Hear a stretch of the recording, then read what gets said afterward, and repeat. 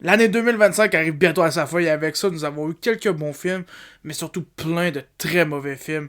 Et oui, c'est moi, Arcolestro, et aujourd'hui, je vais vous présenter mon top 5 des pires films de l'année 2025. En cinquième position pour les pires films de l'année 2025, nous avons Les 4 Fantastiques. Avant de cracher sur 4 Fantastiques, je dois dire que j'ai bien aimé les effets spéciaux du film. J'ai trouvé qu'ils étaient vraiment bien faits. Habituellement, le MCU, vers cette période de temps-là, mettons 2020 à aujourd'hui, les effets spéciaux sont tout le temps pas très beaux. Genre, par exemple, dans Deadpool 3, sérieusement, les effets spéciaux sont vraiment pas tant beaux. Là, il avait réussi à faire des beaux effets spéciaux pour un film MCU. Mais aussi, une autre affaire que j'ai bien aimé, c'est l'ambiance des années 60, mais futuristique. Ça, j'avais trouvé que c'était quand même réussi dans les 4 Fantastiques. Mais c'est tout qui a sauvé du film. Je trouve tout simplement que le reste du film est mauvais. Par exemple, j'ai vraiment détesté les designs des costumes. Par exemple, les 4 suits pour les 4 Fantastiques, j'ai trouvé que c'était pas bon comme costume. Je n'aimais pas ces costumes-là. J'aimais pas le design de The Thing. Je le trouvais bizarre. J'aimais pas comment Galactus a été emmené dans le film.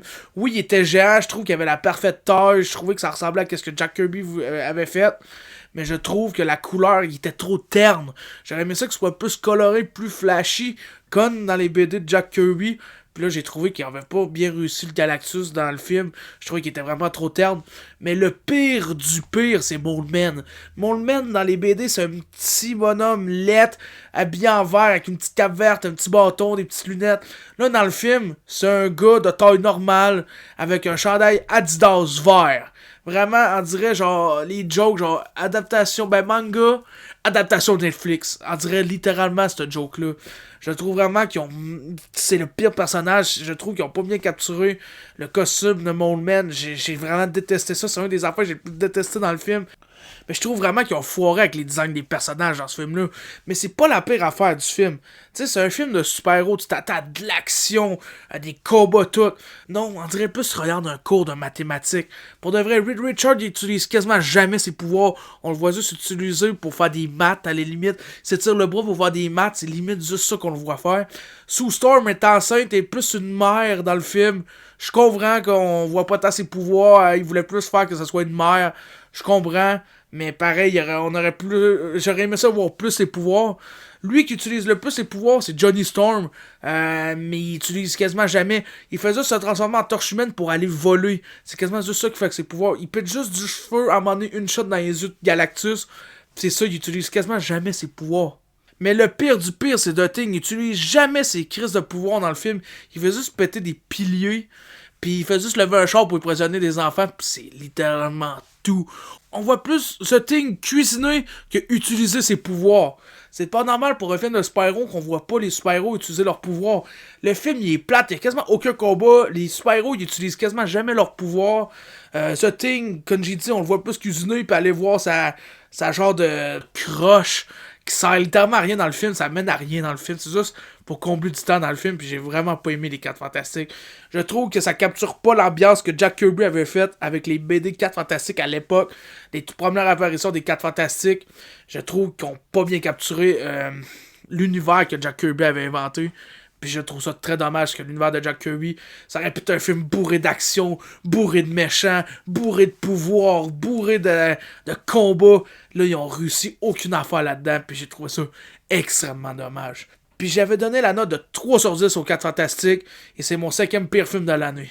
Et en 4e position, nous avons 28 ans plus tard un film qui aurait été numéro 1 si l'année elle aurait fini en juillet. Mais malheureusement, l'année n'a pas fini en juillet. Il y a eu d'autres mauvais films en 2025.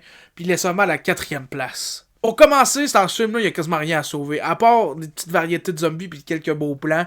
Mais c'est littéralement les seuls points positifs que j'ai pour ce film-là. Il y a littéralement pas grand-chose dans ce film-là qui est positif. Pour commencer, ce que j'ai pas aimé, c'est qu'on jette les 2 premiers films au vidange. Pour de vrai, on ne reparle pas de ces films-là, on n'en fait pas mention, on s'en calisse, c'est au vidange. C'est ça, j'ai trouvé ça vraiment poche. Parce qu'à mon avis, ils auraient pu faire mention du premier et du deuxième film, mais ils ont pas fait ça dans 28 ans plus tard, malheureusement. Mais il n'y a pas juste ça aussi dans le film. Il y a aussi que tu sens pas la part des personnages dans le film. Puis ça, je trouve ça dommage. C'est quelque chose qu'on n'a pas bien capturé, que le premier et le deuxième avaient très bien réussi. Surtout le deuxième, dans la toute première scène du film, qui est vraiment malade. Tu sens la peur du personnage. Tu sens qu'il essaie de sauver du monde, mais il est pas capable. C'est une des meilleures scènes pour un début de film, je trouve. Puis là, ils ont pas réussi à capturer cette peur et cette panique que le monde vit dans un monde infecté par un virus. Je trouve ça dommage qu'ils n'ont pas réussi à bien capturer cette peur. Et pour mon dernier affaire négative sur ce film-là, c'est clairement la fin. J'ai trouvé que c'est une des pires fins que j'ai jamais vues dans un film. C'est juste plein de blonds qui arrivent, qui font des... Je sais pas trop, ils font des trucs de karaté avec des zombies, avec une tonne de Teletubbies en métal. Ils tuent des zombies, puis là après ça, c'est quoi ton nom? Ah moi c'est Spike. Tu veux être mon ami? Ok, il sort la main.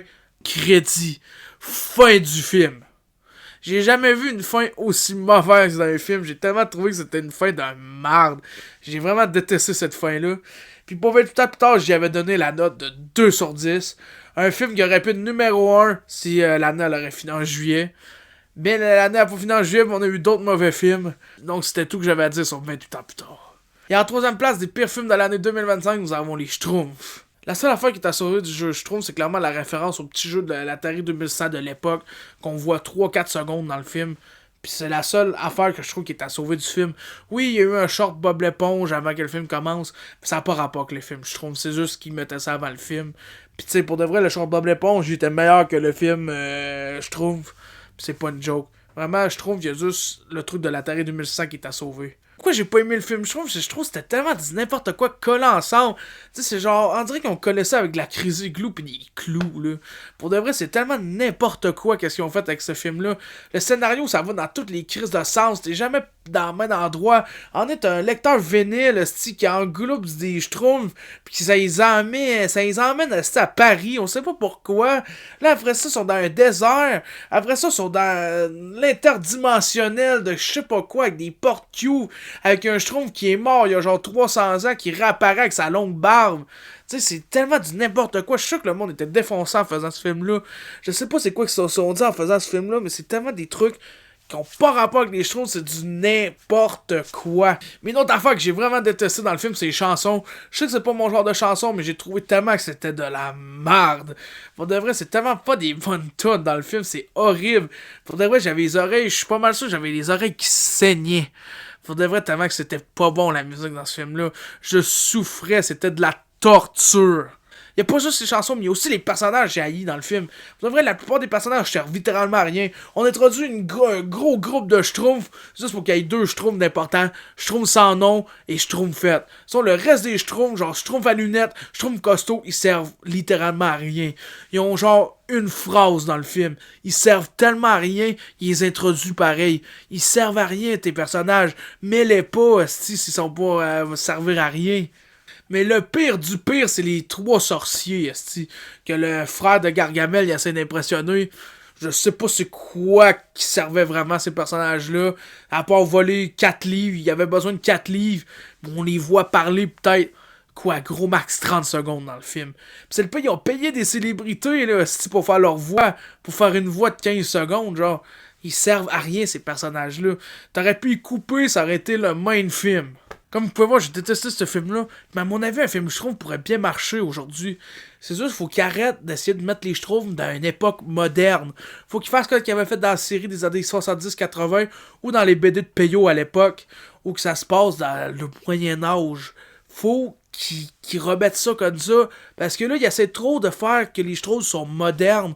Pis ça marche jamais. On le vu avec Schtroumpf 1-2 en 2010 puis en 2012. Ça marche pas. Le monde n'aime pas ça. Ils ont essayé de refaire ça en 2025. Et vous avez vu les résultats. Le monde aime pas ça. Puis essayez juste de vous adapter mieux à la BD de Peyo ou la série des années 70-80. Là, à mon avis, ça pourrait faire un film Schtroumpf qui marcherait. Mais c'est tout que j'avais dit sur le film Schtroumpf. J'y avais donné aussi la note de 2 sur 10. Et en deuxième position, nous avons le dernier film que je suis allé voir cette année, qui est Five Nights at Freddy's 2. Le film a des trucs à sauver comme les easter eggs aux créations des fans et de la franchise Five Nights at Freddy's. T'as aussi les animatroniques, sont tout simplement exceptionnels. J'ai trouvé qu'ils étaient super bien faits.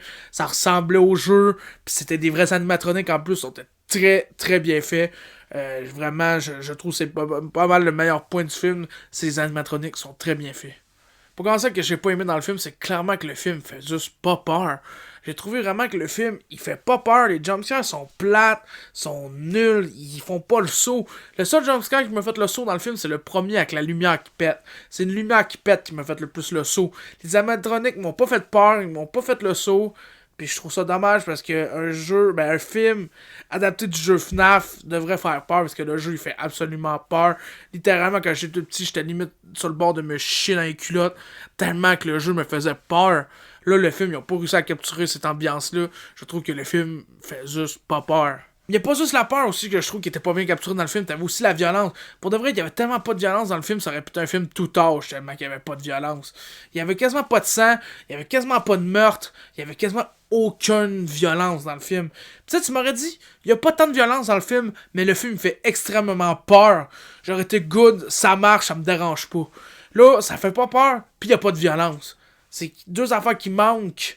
Que dans la franchise FNAF, il y avait quand même beaucoup de trucs qui faisaient très peur, puis beaucoup de violence. Puis c'est quelque chose qu'ils ont pas mis dans le film, puis je trouve ça très dommage. Une autre affaire aussi que j'ai détesté dans le film, c'est que le film est vraiment plat. Il se passe tellement rien dans le film. Pour de vrai, t'attends qu'il se passe quelque chose, puis à chaque fois qu'il se passe quelque chose, ça dure 4-5 secondes, puis c'est vraiment très mou. Il y a rien qui se passe dans le film, c'est un film que je trouve très, très plate. T'sais, à part les easter eggs pis les animatroniques, il y a quasiment rien de positif dans le film. Mais c'est tout que j'ai à dire pour Five Nights at Freddy's 2. Je sais que les gros fans ont adoré le film de Five Nights at Freddy's 2. Moi, je me considérais pas gros fan de Five Nights at Freddy's. J'ai été fan de l'opus 1 à 4. Puis après ça, j'ai quand même décroché vers Star Location. Mais je vous dis, j'avais beaucoup écouté de théories à l'époque. De Five Nights at Freddy's 1, 2, 3, 4. Puis j'adorais ça. Puis j'ai pareil pas aimé le film. Mais tu sais, un gros fan de Five Nights at Freddy's, je peux voir qu'il aime le film quand même. Parce qu'il y a beaucoup d'easter eggs, il y a beaucoup de références au jeu puis à la communauté, qu'est-ce qui est super. Mais Five Nights at Freddy's 2, j'y avais donné la note de 2 sur 10. Avant d'aller au film qui est numéro 1 sur cette liste, je vais faire quelques mentions honorables. Pour commencer, je dirais Prise au piège. J'avais donné la note de 4 sur 10. Ça, je pensais que ça allait être un film bourré d'action, bourré de violence. Là, le film, il était pas violent, des personnages pas intéressants. Un film qui est plate et long pour rien. Ça aurait pu être crissement mieux. J'y avais donné la note de 4 sur 10. En deuxième position, pour mention honorable, nous avons Until Dawn. Un film qui a pas bien capturé le jeu vidéo. Pour de vrai, ça a quasiment aucun rapport. C'est pire que l'adaptation de Borderlands en film. Pour de vrai, Borderlands, ça ressemblait plus au jeu que Until Dawn ressemblerait à son jeu. Borderlands ont mieux réussi l'adaptation que Until Dawn, je trouve. Mais Until Dawn, c'était pas un bon film, j'y avais donné la note de 3 sur 10.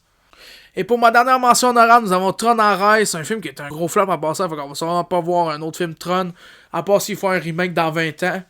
Mais ce que j'avais pas aimé dans ce film-là, c'est que c'est un film qui se répète, c'est un film qui est long, c'est un film avec de l'action vraiment pourrie, puis les acteurs sont tout simplement pas bons dans le film.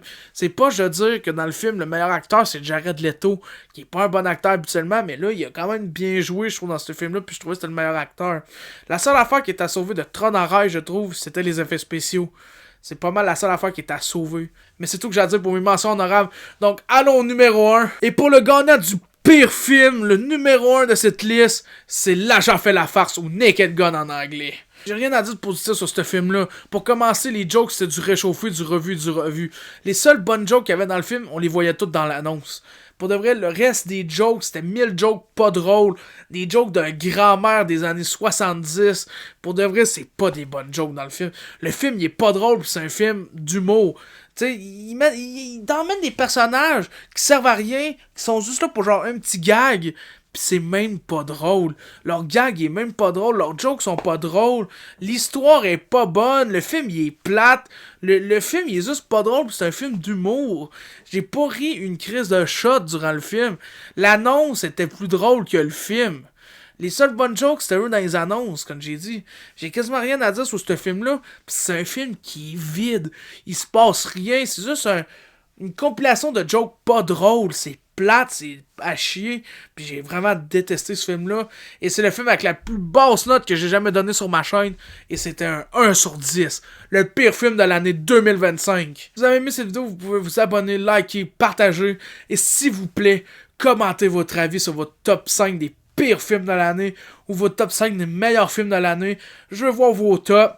Puis clairement, si vous n'êtes pas d'accord, mettons, avec mon numéro 1, L'Agent fait la farce, vous avez trouvé que c'est un excellent film, venez partager votre opinion en commentaire. Je veux voir l'opinion du monde. C'est pas à cause que je suis quelqu'un qui fait une vidéo sur Internet que j'ai une meilleure opinion que vous.